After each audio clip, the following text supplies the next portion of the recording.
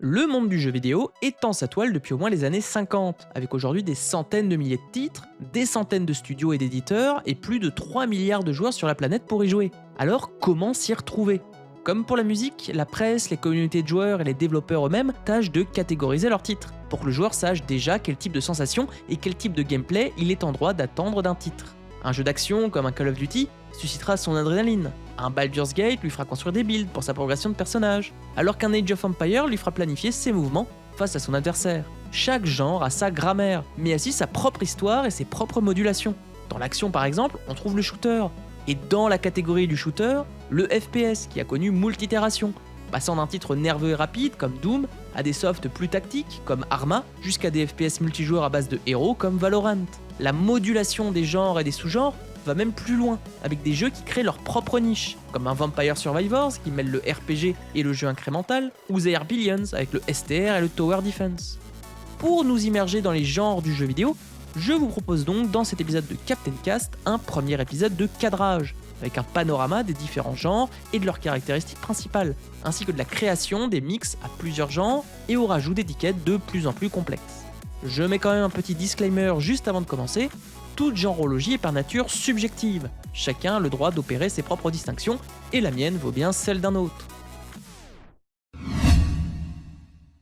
J'identifie donc 7 genres principaux, avec 7 caractéristiques principales. L'adrénaline de l'action, l'exploration de l'aventure, la progression du RPG, la planification de la stratégie, le développement de la gestion, la réflexion des puzzles et la maîtrise des simulations. D'abord, les jeux d'action sont au sommet du marché parce qu'ils procurent des sensations de jeu souvent immédiates, sous la forme d'adrénaline, en nous mettant face à un environnement rempli d'obstacles, comme les gouffres de Mario, ou d'adversaires à battre, comme dans un shooter à la Call of Duty. Ils doivent susciter notre réactivité et notre adresse. Dans cette adrénaline, on retrouve comme sous-genre le shooter, extrêmement prolifique de Doom aux jeux compétitifs, la plateforme, dominée par les jeux Nintendo à la Mario, les fighting games compétitifs façon Street Fighter, les beat'em up ou hack and slash pour combattre des nuées d'adversaires à la Devil May Cry, et même les jeux de rythme où il faut taper au bon moment sur les notes. Les jeux d'aventure proposent plutôt comme source d'excitation l'exploration, à la découverte d'un monde où l'on contrôle un ou plusieurs personnages, face à des obstacles qu'on ne résout généralement pas avec la force. Beaucoup de ces jeux reposent sur la narration, que ce soit par le texte ou l'interface point and click, à la Monkey Island, jusqu'aux choix moraux des jeux Telltale, ou à des mystères à découvrir comme dans un Outer Wilds. Les jeux de rôle ou RPG, inspirés de la première édition de Dungeons & Dragons de 1974, consacrent la progression d'un ou plusieurs personnages comme centre de l'aventure. On retrouve dans ces titres des classes et races, des caractéristiques à faire évoluer, de l'équipement à récupérer ou des compétences à acquérir. Ces titres mélangent les descentes de donjons à la Rogue jusqu'aux aventures plus larges à la Baldur's Gate, voire multijoueurs avec les MMO à la World of Warcraft, aux commandes d'un seul personnage à la Ultima ou d'un groupe à la Wizardry. Les jeux de stratégie consacrent la planification du joueur, car l'on fait généralement face à des adversaires qui ont des moyens similaires aux nôtres, avec des ressources à gérer, des unités militaires à recruter et mener au combat, et un objectif final de vaincre. Les focus vont changer en fonction des jeux, notamment entre la stratégie, qui rajoute une surcouche de ressources, ou la tactique, qui se consacre exclusivement au champ de bataille. Mais aussi des visions, entre la grande stratégie, qui rajoute un pan culturel et politique à la paradoxe interactive, l'Ecatrix, qui rajoute un développement historique ou galactique à la civilisation, ou les wargames généralement plus touffus au niveau des règles de jeu. Les jeux de gestion sont orientés vers le développement, en nous mettant dans les mains un personnage ou groupe de personnages dans les simulations de vie comme les Sims, une activité économique à faire fructifier, comme dans les jeux Tycoon à la Theme Hospital jusqu'au développement d'usines de Factorio, ou même un groupe humain avec les City Builders à la SimCity ou les God Games à la Populous. Les jeux puzzle provoquent la réflexion pour répondre à divers problèmes, que ce soit réagir à une énigme dans un Myst ou remplir une grille à la Tetris, en fonction de règles claires ou à découvrir au fur et à mesure. Enfin, les jeux de simulation souhaitent nous emmener vers la maîtrise, que ce soit celle d'un sport dans FIFA, d'une voiture de course dans un jeu F1, de camions de transport dans un Euro Truck Simulator, d'avions dans un Microsoft Flight Simulator, ou même de vaisseaux spatiaux dans un X4. Ces 7 caractéristiques principales peuvent se retrouver unitairement dans des softs, mais cela reste de plus en plus rare aujourd'hui. Les moyens de développement ont suffisamment augmenté pour que les développeurs cherchent désormais à diversifier leurs titres, en mélangeant plusieurs genres et donc plusieurs sensations de jeu.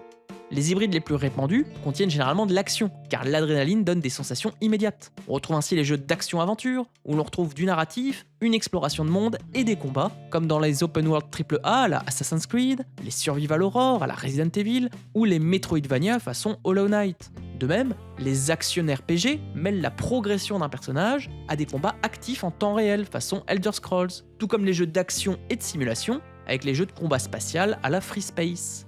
Certains hybrides se retrouvent pourtant beaucoup trop sur le marché, notamment via les productions AAA dont l'objectif est d'attirer le plus large public possible, qui pour cela mêlent sans arrêt les mêmes genres avec des cahiers des charges spécifiques pour attirer et fidéliser.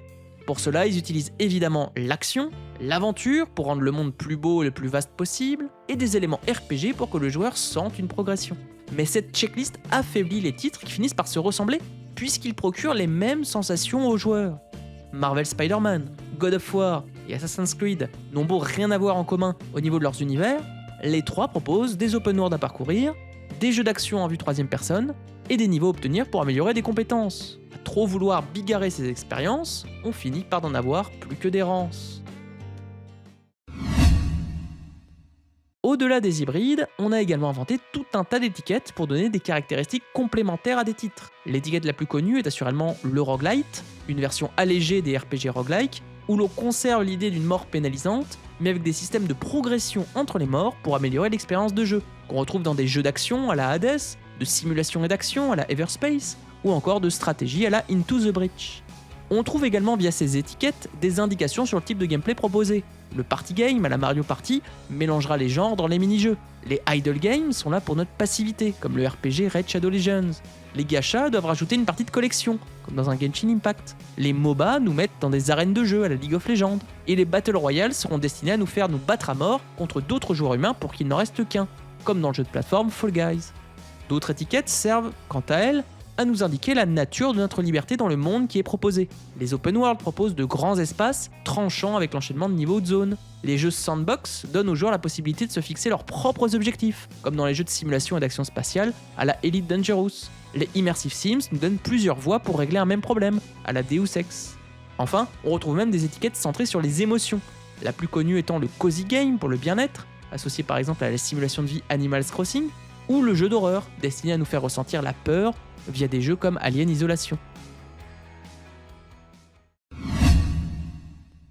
Avec plus de 50 ans d'existence, la production vidéoludique est désormais tellement variée qu'une vie ne suffirait pas pour écumer tous ces titres et toutes ces variations. Néanmoins, plutôt que ces quêtes vaines de jouer à tout, peut-être peut-on déjà décider de goûter aux différents genres du jeu vidéo, suscitant des sensations de jeu et des niveaux d'engagement bien différents, voire même aux nouveaux hybrides et aux nouvelles étiquettes qui renouvellent des expériences de moins en moins classiques. Lorsqu'on regarde cette variété, on observe alors la créativité des développeurs, qui peuvent aussi bien nous faire conduire un camion dans la boue dans un SnowRunner, résoudre des énigmes galactiques dans un Outer Wilds, ou développer une civilisation spatiale dans un Stellaris. Pour l'historien du jeu vidéo, c'est même passionnant de pouvoir voir toutes ces variations et leurs histoires. C'est pourquoi ma chaîne adore enchaîner les rétrospectives sur des vieux titres qui nous ont beaucoup appris en matière de game design et de sensations. Alors, plutôt que de se plaindre des open world AAA mêlant action, aventure et RPG, profitons plutôt de la diversité des expériences vidéoludiques pour ouvrir nos écoutilles et écumer les nombreuses sensations et émotions proposées par le jeu vidéo.